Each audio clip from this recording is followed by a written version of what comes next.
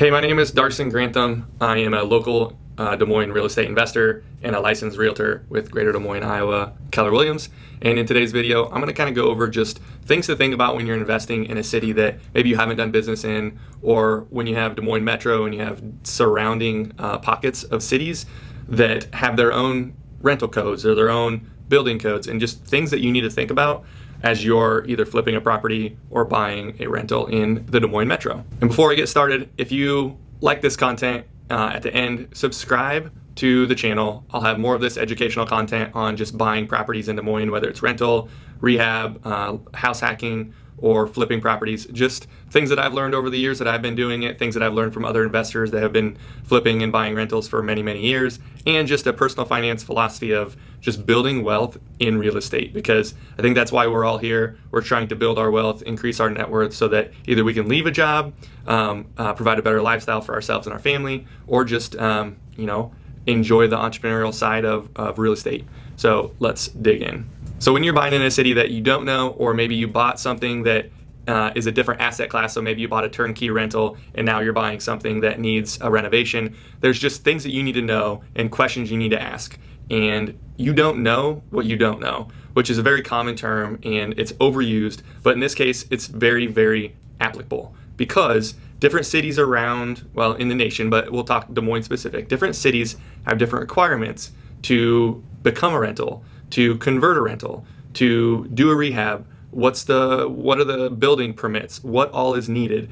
And if you don't know the questions to ask, it's possible that you buy a property and you didn't ask the right questions, and you've already signed the dotted line, and then the questions come up of, hey, this building permit requires this, or this rental code requires that. And you need to know, you need to have people on your team, or you need to be the one asking those questions. So if you're not asking those questions, it leaves a possibility that you're buying a property that is that's going to cost you more money than what you expected. Now, it could go the reverse too. I've heard of this, where someone buys a property and then the city had just recently rezoned it to a different type of zone that can be something else built on it, and you get the advantage, or someone gets the advantage. That happens. Those stories are much more far and few between than the scenario where someone buys a property and then it turns into, you bought it as a rental and it turns into a situation where, well, it used to be a 4-family, but now you can only rent it out as a single family, and as a 4-family it rented at $2,500 a month.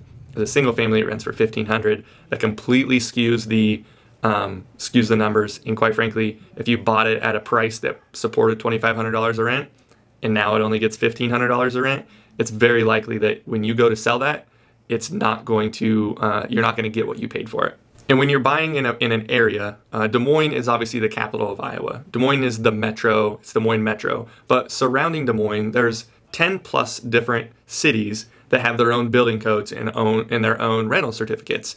And there's also out in the country, right? So there's many different resources that you're going to need to at least know who to contact, how to contact them, where to look up that information when you're buying a property. So if you put a property under contract, during due diligence, this stuff needs to be accounted for, or even before you even put an offer on the property, you need to be calling the city. You need to have someone that is on your team, whether it's your realtor, your property manager. Your lender's probably not going to do something like that. Maybe a contractor. They need to call the city and figure out whatever plan you're doing, whatever plans you have, they can be done if you're going to buy the property. So knowing just the city of Des Moines is important, but it's not important when you're going over to Johnston and buying a property there, because Des Moines has no jurisdiction over what the city of Johnston decides what can be a rental or how the building codes are. Now, this video has nothing to do with new construction, but new construction is the same beast. When you're building new construction in the city of Des Moines, there's different requirements than there are in Ankeny, in Johnston, in Grimes, in Norwalk. So those are things that you need to think about if you're considering buying a lot and building new. And I'm not talking little changes or little fees, or excuse me, the fees. So there are different fee structures for City of Des Moines permits, or West Des Moines permits, Pleasant Hill permits, but that's not like, those are small dollar amounts in the grand scheme of things. When we're talking, you're buying a rental and you have to replace, you thought it had a rental certificate, turns out it doesn't, and you have to replace the entire sidewalk and driveway, and there's a $15,000 charge, right, to replace that. And I've seen it happen. It's absolutely happened. Or replacing complete electric throughout a house because it was not a rental. You bought it, and then you were getting your rental certificate, and then the city of Des Moines said, hey, this electrical box is outdated and it's hazardous. We can't have a rental with that electrical box, and it's not grandfathered in to a past acceptance, so you have to completely replace the electrical throughout the whole house. Those are things you need to think about. I'm not talking about, the small permit fees. We're talking about big differences in your budget. Other things would be, and I kind of mentioned it earlier in the video, is converting. I know specifically City of Des Moines is very specific about converting a previous single family house into a multifamily. Even though it might currently be set up for a multifamily, if it lost grandfather status, converting it back to a multifamily is really tough. It involves a lot of politics, a lot of going to the board, the city government, and you might as well not try it, is from my understanding. Now, moving into a duplex, that could work. Duplexes are looked at a little bit more favorably than a converted 3 or 4 or 5 or 6plex. The Drake area in the kind of central Des Moines has a lot of these type properties, and for whatever reason, and we know how we don't know how, but city politics work, is they've decided that they don't want many of those conversions, and if they can get rid of them, moving out of grandfather status, they're not going to bring them back into an acceptable rental. So I know that there's a handful of properties right now that are listed on the multiple listing service, and they don't have current rental certificates. And before you buy one of those, you need to be having your realtor, property manager, or yourself, you need to be reaching out to the city to just see, hey, can this qualify as a rental as a fourplex? And if it can't, the price, it's probably the reason that it's still on the market. The price that they're asking is assuming that it can be converted back. And quite frankly, it probably can't. But it'll depend on the property. It's very specific.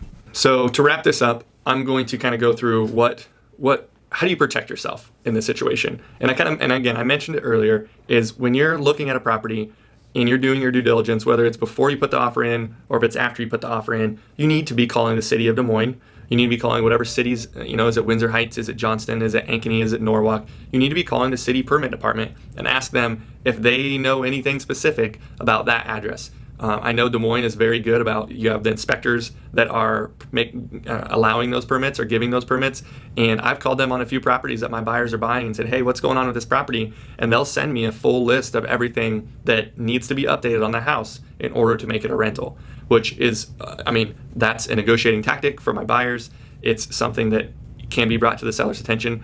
Likely the sellers have already been aware of it. So you need to rely on whether it's a realtor like myself, or it's a property manager, or if it's yourself doing it and calling the city. You need to be protecting yourself, and that's the best way to do it. So in the show notes of this video, what I did is I listed out not all, but most of the cities, 10 plus cities that I would consider Des Moines Metro, and put a resource guide to take you to their city guide or their city permit department webpage, so you can know exactly who to call, what to call, the number, and sometimes it even is a PDF of getting an application to become a rental, or how it can become a rental. The other thing I would recommend is I think it would be important for you to read the city code for the houses that you're investing in, because it is important, in my opinion, for you to know how strict that city is, because that's going to give you a better idea of what kind of tenants you're going to have also, right? So for example, Windsor Heights is a place that is kind of central Des Moines, and it has their own city code, and they only allow certain things to happen. But like for example, chickens. This is a crazy example, but chickens, they only allow 2 chickens, right? City of Des Moines allows 25 chickens. West Des Moines, I don't think they allow any chickens. Ankeny, I don't think they allow any chickens. So things like that is going to kind of change the type of tenant that you're going to get or could get, and might be a different lease terms if you're going to buy a rental, different lease terms that you need to put in there as you have a lease in each of those cities. So just things to think about. The other thing I would do is I would talk to investors. So hopefully there's a local Facebook page for wherever you're investing in Des Moines. I know there is one, and you can say, hey, I'm looking to invest in Clive, I'm looking to invest in Ermidale, wherever, and ask them, what are the pros and cons? What am I missing out on? What can I do? What can't I do? If Des Moines is where you're looking at to invest for your first time, hopefully you've done your research of why Des Moines, why Iowa. Is it landlord friendly? Is it tenant friendly? Whatever, figure that out and feel comfortable with it. But this is an even more micro question that you need to have as you're picking out where you want to rent, where you want to invest. So that pretty much wraps up my review on Des Moines Metro City Rental Ordinance, codes, building permits, things you need to think about. This was, I'd say, about 100-foot level viewpoint on it.